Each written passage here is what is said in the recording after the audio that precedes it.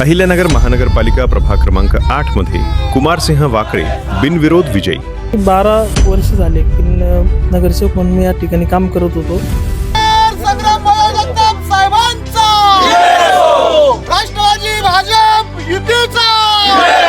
Youth media Marathi brought to you by united city hospital Ahilyanagar. नमस्कार, youth media मराठीमध्ये आपल्या सर्वांचं पुन्हा एकदा स्वागत। आपण पाहतोय की सध्या अहिल्यानगर महानगरपालिकेच्या निवडणुकीच्या पार्श्वभूमीवर नगर शहरात वातावरण चांगलं स्थापलेलं आहे आणि यातच आज सकाळपासून एक नाव चर्चेत आहे, ते म्हणजे कुमार वाकळे।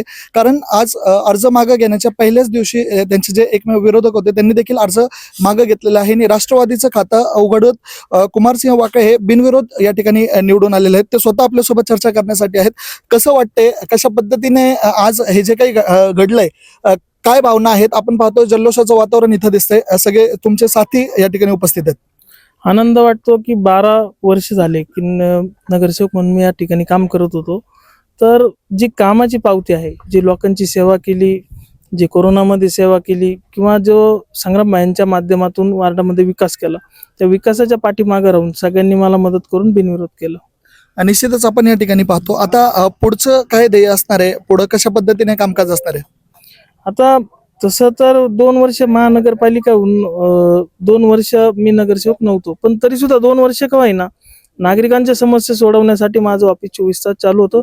इथून पुढे सुद्धा अवरात ते चालू राहील। निश्चितच। आणि शेवटचा प्रश्न, जे तुमचे साथी आहेत किंवा जे तुमच्या प्रभागातील नागरिक आहेत त्यांना काय संदेश देणार? सगळ्यांचे मी मनापासून आभार व्यक्त करतो। इतक्या दिवसापासून, लहानपणीपासून तर आजपर्यंत संपूर्ण माझ्या नातेवाईकांनी, मित्रांनी, हितचिंतकांनी व शहराचे आमदार संग्राम भाईंनी माझ्यावर प्रेम केलं, त्याबद्दल मी सगळ्यांचा ऋणी आहे।